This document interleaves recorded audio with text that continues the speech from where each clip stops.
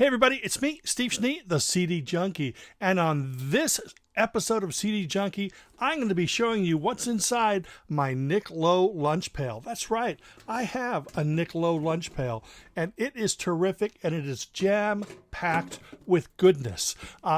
You know, this is the 20th anniversary of his album, The Convincer, and the 10th anniversary of his album, The Old Magic. So they are doing digitally remastered reissues of those albums on vinyl. And plus, you're going to get digitally remastered versions of Dig My Mood and The Impossible Bird, which are now on Yeprock. All this is coming out on Yeprock. And Yeprock, of course, is the person that jam-packed my Nick Lowe lunch pail with goodness. Actually, I'm the one that did that. But I jam-packed it with Yeprock goodness. So let's open it up and see what's inside, okay?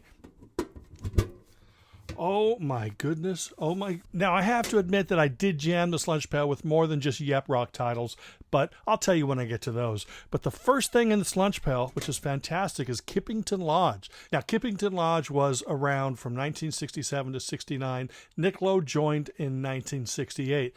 That band evolved into the next band that's in the lunch pail here, and that is Brinsley Schwarz, and their first two albums are there. And then there's two more Brinsley Schwarz, and then two more Brinsley Schwarz, and then two more Brinsley Schwarz.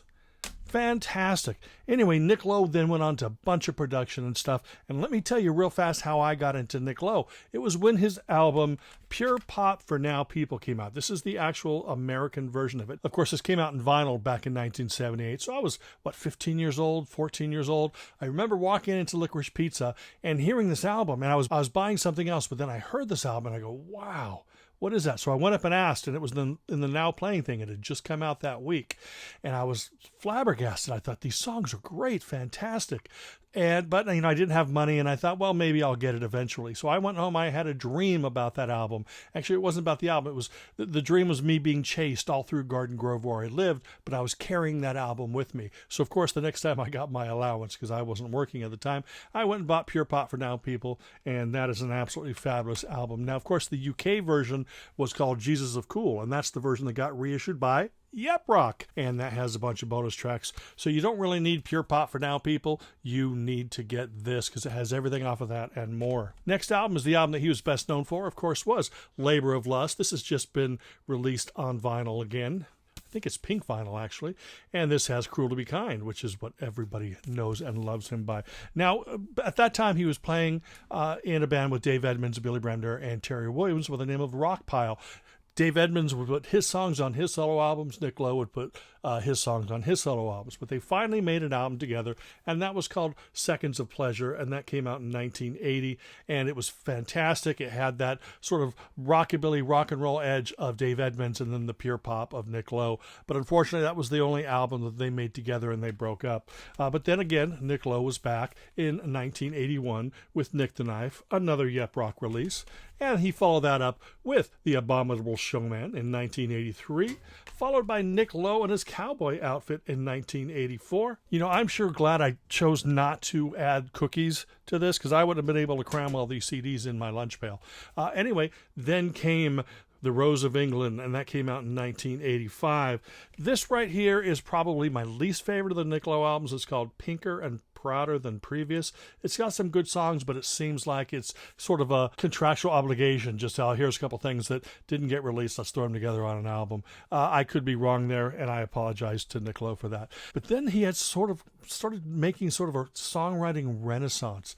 And Party of One, his first album and only album for Warner Brothers, that came out in 1990. All the other albums were great, fantastic pop albums, but he was adding his own personality to sort of musical ideas from the past. Party of One is an album where the songs were based really around his own personality, and it's really the first step towards some big changes that were coming. Now, he put out an album with a group called Little Village. I couldn't find my Little Village CD to put into my Nick Lowe lunch pail, so let's just go ahead and skip to another Nick Lowe album, and that is The Impossible Bird. Now, this is getting remastered. This is coming out on vinyl again. And this is an album that really sort of pointed in the direction that Nick Lowe was heading. This is when he didn't borrow from classics. This is when he started writing his own classics. And this is a fantastic album. but it was only going to get better from there, because then Dig My Mood, which has also just been remastered and is also coming out on vinyl again. And this came out in 1998. Now, The Impossible Bird was 1994. In the 4 years in between these, now on this album going forwards, he was writing songs that sound like they are instant classic. If any big artist got a hold of these songs and covered them, they would be huge. You know how when you listen to like the American Songbook, those albums just seem rooted in our lives. Nick Lowe is now writing songs like that, and they're absolutely fantastic. Celebrating 20th anniversary is The Convincer, and this is coming out on vinyl again, so definitely check that out. And that's another great album full of wonderful Nick Lowe classics. At My Age, 2007, he continued in that same tradition. If anybody's looking for So It Goes, Cruel to Be Kind, Raging Eyes, stuff like that, you're not going to get that. What you're getting is songs that are deeper, more meaningful, but also simpler and more raw and more human and more emotive. And they're still really fun. He's got a great sense of humor, but he's also his own man now. And that is it. This is just a great album. At My Age, 2007. For those of you who want to listen to the old stuff and listen to the later stuff, you might want to get the 2 CD set called Quiet Please, which is fantastic because it does have old stuff and new stuff, and it's all mixed together, and it sounds fantastic. Shows you what a great accomplished songwriter Nick Lowe is. Now, celebrating its 10th anniversary this year is the great album called The Old Magic, another wonderful collection of songs that are instant Nick Lowe classics. Again, not a situation where he's borrowing from anybody else. He's really showing his worth as a songwriter, and what a great songwriter he's been for the last 50 years or so. Now, not quite a Christmas album. Quality Street is actually sort of a mixture of maybe 1 or 2 Christmas classics and some holiday-themed things, but they sound like the great Nick Lowe albums from recent years. And it's, you know, Christmas at the Airport is a Christmas classic now in my world.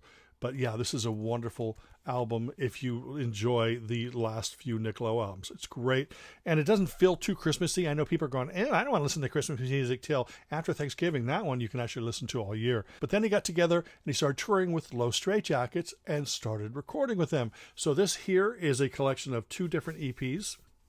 And in fact, Low Straitjackets then did an album of Nick Lowe covers. And obviously you can tell it looks like the Jesus of Cool Pure Pop for Now people. And that's just all Nick Lowe covers. He actually appears on one of the tracks. There's also this great little walkabout thing. I think this was like a tour EP. So it has songs from the EPs and also songs from Low Straitjackets. So you get Nick Lowe and Low Straitjackets, and these Nick Lowe songs have Low Straitjackets, so it all works out for the best. And that is what I had in my Nick Lowe lunch pail. It's a delicious feast of great pop music, and I recommend you to check this stuff out. Anyway, that's it. I got to pack my lunch pail and get on out of here. Remember to like, comment, share, subscribe, ring that bell for future notifications, leave a comment below, and until the next time, remember me, I'm Steve Schnee, the CD Junkie.